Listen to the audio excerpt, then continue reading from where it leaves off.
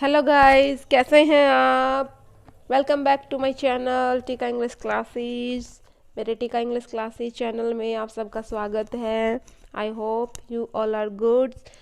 So let's get start today's class.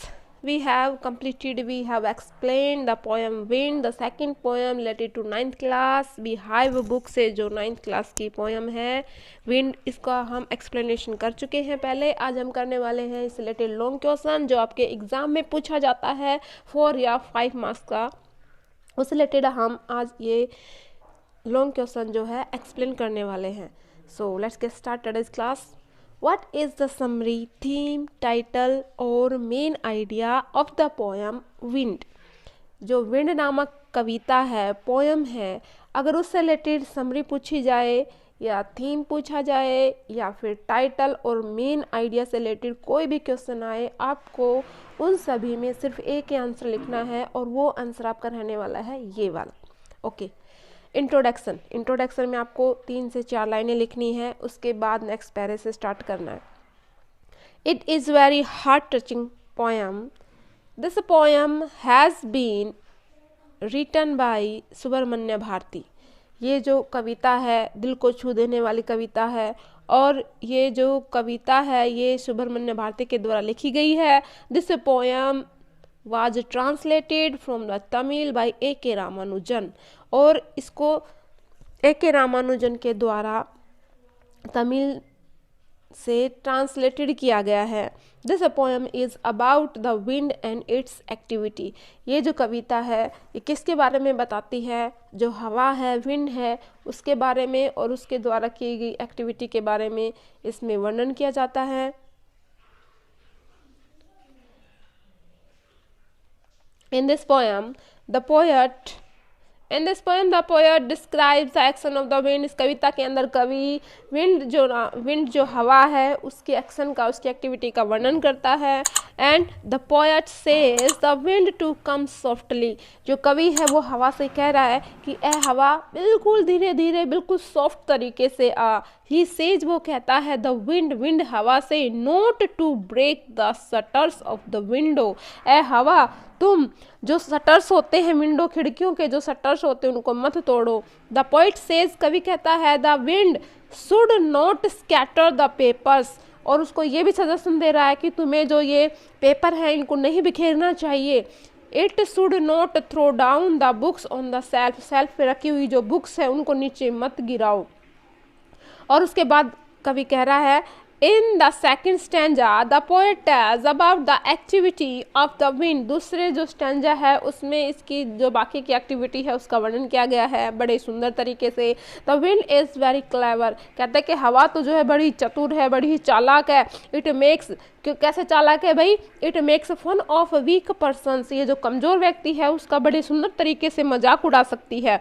It crumbles houses. Crumbles होता है breaking up कर देना, तोड़ देना, चकनाचूर कर देना. ये तोड़ देती है क्या? हाउसेज, घरों को, डोर, दरवाजों को, वुड, लकड़ी को, लाइव्स, जीवन को, और हार्ट्स, दिलों को. कहते हैं जैसे जो पवन देवता का यहाँ पर वर्णन किया गया है, विंड गॉड का, तो कह रहे हैं कि जब हवा तेजी से चलती है तो इन सब पे बुरा असर डालती है. इन द थर्ड स्टैंजा, तीसरे स्टैंजा के अंदर, the poet tells about the wind that it blows out the weak fire.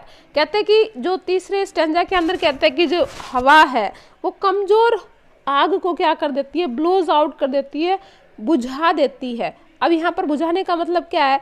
जैसे कि सपोज करो कि कहीं आग जली हुई है, हल्की सी आग है और हवा का झोंका जोर से आता है तो ऑब्वियसली क्या होगा? एज ए इम्पैक्ट क्या होगा? वो बुझ जाएगा. The and flourish the strong fire. अगर कहीं जोर से आग जल रही है और हवा का झोंका आता है तो वो क्या, आग बुझने की बजाय क्या हो जाएगी? और भड़क जाएगी और रोयर हो जाएगी और स्ट्रॉन्ग हो जाएगी. So people should make their bodies and hearts strong and powerful.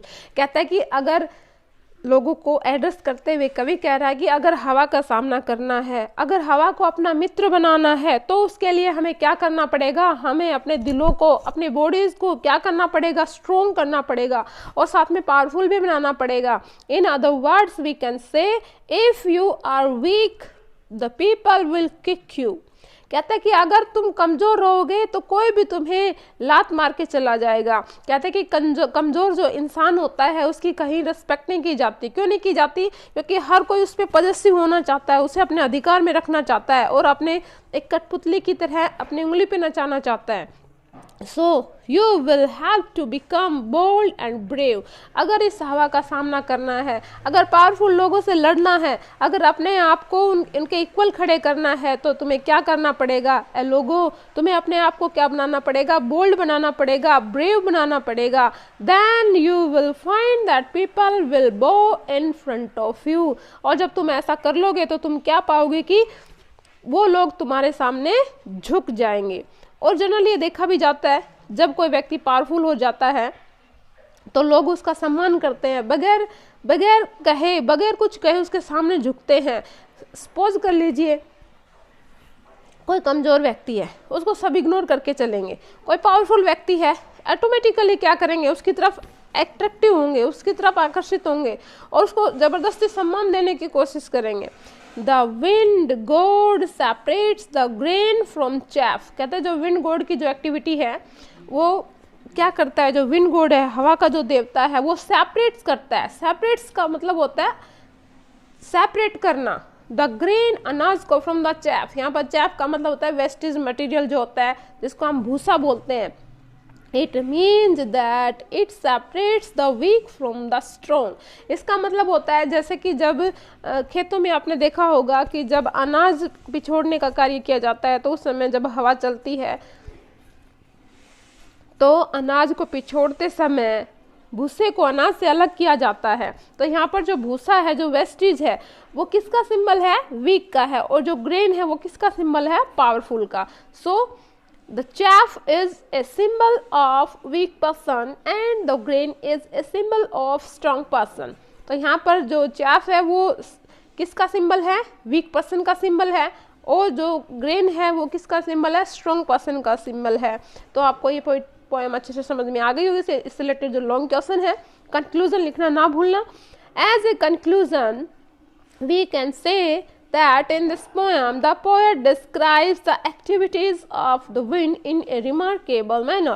कहते हैं कि इसके अंदर जो कवि है, विंड, हवा की जो एक्टिविटी है, उसका जो एक्शंस है, उसको बड़े सुंदर तरीके से वर्णन करता है। आई होप आपको ये पोइट्री अच्छे से समझ में आ गई होगी।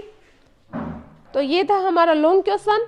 आप इसकी सहायता से अपने लॉन्ग क्वेश्चन बना सकते हो। और ऐसे ही आपके लिए इस रिलेटेड जो मल्टीपल चॉइस क्वेश्चन है वो हमने पहले बना चुके हैं। अगर मेरी बाकी की वीडियो आपको देखनी है तो डिस्क्रिप्शन बॉक्स में आपको लिंक मिलेगा, वहाँ से आप 9th क्लास से रिलेटेड, 10th क्लास से रिलेटेड और 11th और 12th क्लास से related chapter wise, poetry wise जो भी मेरी वीडियो हैं, जो चाहे वो मल्टीपल चॉइस क्वेश्चन हो, चाहे वो वन लाइनर क्वेश्चन हो, टेक्सचुअल क्वेश्चन हो या लॉन्ग क्वेश्चन हो, सारे आपको अवेलेबल मिलने वाले हैं। आप डिस्क्रिप्शन बॉक्स में से लिंक मिलेगा, वहाँ से आप चेक कर सकते हैं। लेकिन मेरी वीडियो को लाइक करना, सब्सक्राइब करना बिल्कुल मत भूलिएगा, क्योंकि आपके सब्सक्राइब करने से, आपके लाइक करने से हमें मोटिवेशन मिलता है और अच्छी अच्छी वीडियो बनाने के लिए। मिलते हैं नेक्स्ट वीडियो में, तब तक के लिए गुड बाय।